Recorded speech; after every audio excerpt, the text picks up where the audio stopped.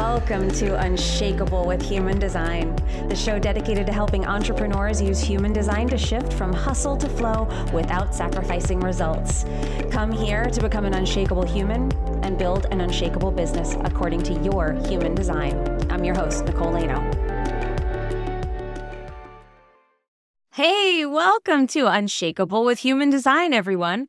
I'm your host, Nicole Laino, and today we have a question from somebody in my Human Design Lab, which is our monthly membership that we have, which is totally built around helping people like you experiment with their human design, not just learn about it, but actually put it into action and start to see its effect in the world, see how it starts to play out and how it starts to change your life. Because this is one of the things with human design that people often miss. They think that they're doing it. They think that they are using it, but it's having that constant reminder and accountability to be checking in with yourself. And am I noticing these things? Am I aware of these elements of my design? That's where the magic happens, because you can listen to podcasts like this. You can read books. You can read all the blogs and save all of the Instagram carousels that your phone can hold. But ultimately, it's not really going to feel true. It's going to feel like, yeah, I get that, but until you actually start to see it have its effects in your life. And so until you actually start to see what the experiment holds for you. I can tell you all the stories, but until you're doing it yourself, your brain will probably reject it because it doesn't make sense. Human design is going to tell you to do things that do not make sense. And they will lead you places that you couldn't have planned for. They're better. That's the power of it. So the Human Design Lab is the place where we are experimenting, hence the name lab. We are experimenting in there, and I give monthly experiments and weekly experiments for everybody to be doing to get deeper into their design. So what I wanted to frame this episode around was a question that came up from one of our members inside the group. And I'm going to protect her identity, and I'm going to make this a very general question. But it was a good question, and I think it's one that comes up a lot. So she was talking about some experiences that she had, and she was asking where a fear of abandonment comes from.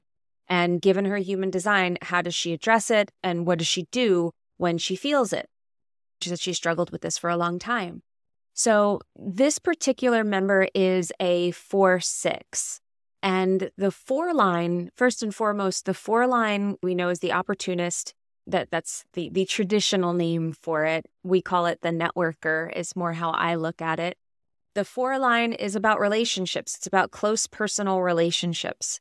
Now, everything in human design, we can all look at it like a binary. It can be to have it or to not have it.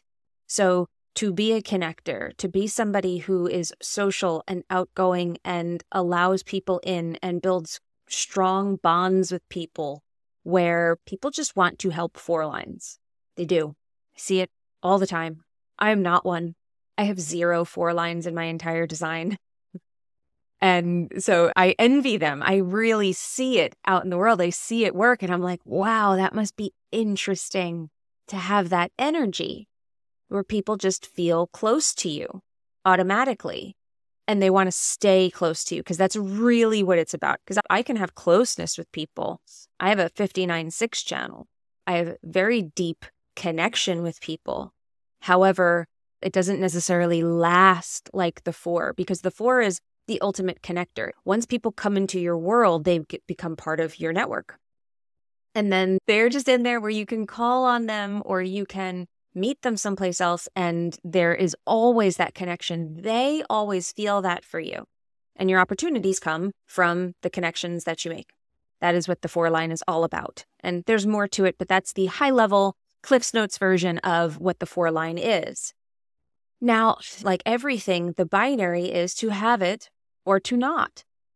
And the shadow of the 4 line is to be closed off from people, to not allow people in, to close your heart, and to block people out because of a fear of abandonment. And it can show up like that, the fear of abandonment, the fear that they will leave, this fear of closeness. And ultimately, when you're living in the shadow, this is why profile is so important. It's why I focus so much on it in my coaching, in the lab, everywhere where I work, and in my own life, If your profile is out of alignment, it's going to throw everything off.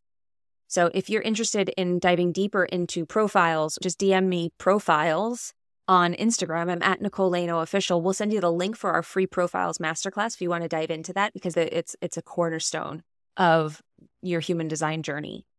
So with the 4-line, if you are living in the shadow of your 4-line energy, of your 4-line profile, then you are ultimately throwing your entire design off. Because if everything comes through people and you're closed off from people, this would be the first thing that I would work on deconditioning. And my answer to her was inside the group that there's 2 types of conditioning. So what do we do with that? Okay, so I know I have a fear of abandonment. I know it's a low expression of this thing that I have in my chart. What do I do now? Well, there's 2 types of conditioning. We're always looking at, and you treat them differently. So there's 2 types of conditioning. There's one that's energetic conditioning, and then there's another type of conditioning which is more environmental or external. So it's experiential. What have you experienced? And that's where the trauma comes in. Small t, big T trauma. Put them all under the same umbrella. Obviously, we deal with them with greater levels of sensitivity. But any type of emotional scarring or something that has left its mark on you qualifies as trauma if it changed the way that you are acting today. So something in the past that causes you to have one of those hot stove moments where it's like you put your hand on the hot stove. The first time you burn yourself, you're much more careful. You stay away from that. Some people might just be like, I know to be really careful when I'm at the stove. Whereas someone else might be like, I'm never going near the stove again. And this is where we have either trauma we learn from, or we have trauma that keeps us from living the lives that we want to live. So there's 2 ways that we deal with this. The energetic conditioning is just the low frequency. We're looking at awareness there. We are becoming aware of it, and we work to shift our relationship to that fear of abandonment. Can you look at it just like, oh, that's just a low expression of something that I am?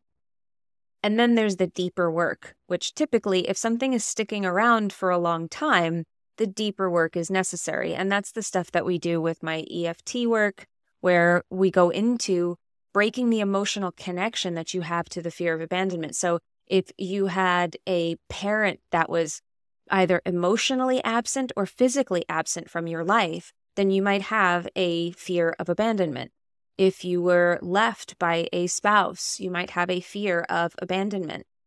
And you need to dive into those emotions and how those things made you feel in order to break the connection between you and that thing. Our emotions are the glue that keep those experiences that we did not enjoy, that keeps them tethered to us. It keeps us in the realm of that experience rather than in the realm of moving on from it, which is where we all want to go. We want to be free of them. But you have to first go into the emotion. You have to feel the emotion and go into the experience again in order to be free of it. At least that is how I approach the work. We have to go and look at it head on in a therapeutic way so that we can be free of it in the future. And that's always what we are looking at, is how is this trigger, how is this low frequency of something showing me a wound that needs to be healed and an area that I need to move on from, that I need to do that work around. So our triggers are gifts. I've said this on the show before. Triggers are gifts. If you can change your perspective to look at them that way and to see them all as the universe lovingly telling you where you need healing, rather than just things that are keeping you stuck and stuff that you want to get rid of. If you can look at them all like parts of you that protected you from something in the past, you needed them. They were useful. Say thank you. Honor them. And then you can move on from them. And I always look at it like these are parts of you that are running the show without you knowing. They are pulling strings. They are like the puppeteer, guiding your actions or guiding you away from action in your life without you knowing that they're doing it. That's what self-sabotage is. They're useful. We don't want to take those parts and just throw them out. We want to take those parts, honor them, say thank you, and then bring them on our team because sometimes it's the fire that we have inside. Sometimes it's our willpower, our drive, our determination. Even anger can have its place in allowing us to stand up for ourselves. We don't want to throw these things out. We want to bring them on our team. We want to bring them under our guidance and under our management, rather than them running this sort of side program out there and pushing your actions in directions that you do not want to go in. So human design, how this helps with it is you start to trust in your design, and you're moving based on your design and not based on your trauma. So operating correctly is how we overcome energetic deconditioning and some of the trauma. But a lot of times, if you have experiential trauma that you've had in your life, there's some deeper work that we need to do in there of just moving those emotions out and moving past them. And then we can be free of them. So I want to thank that member. Thank you for asking that question. Thank you for being here all the way to the end of the episode. Again, if you want to watch that free masterclass on profiles, which was what this episode was all about, if you want to watch that free masterclass on profiles, please go to Instagram. I'm at Nicole Laino Official. Send me a DM with just the word profiles, and you'll get a little bot that sends you a link directly to that masterclass, and then you can take it. And I promise you, it's awesome. It's a really wonderful masterclass, and it's short, and it is totally free. So that's totally awesome. I hope you take us up on it. Thank you for being here. Thank you for being a fan of this show and a loyal listener. We appreciate you. And remember, in order to have an unshakable business, you must first become an unshakable human. So thanks for letting us help you on your journey of becoming unshakable with human design, everybody. We'll see you next time. If you love this episode and you're a fan of the show, please show us the love on iTunes, Spotify, or wherever you're listening to the show, and leave us a review. And if you'd like to connect with other entrepreneurs on their human design journey, join our free Facebook community, Human Design for Entrepreneurs. Go to NicoleLaino.me/podcast links to join the group, book a human design reading with me, or access our free human design resources. We'll see you there.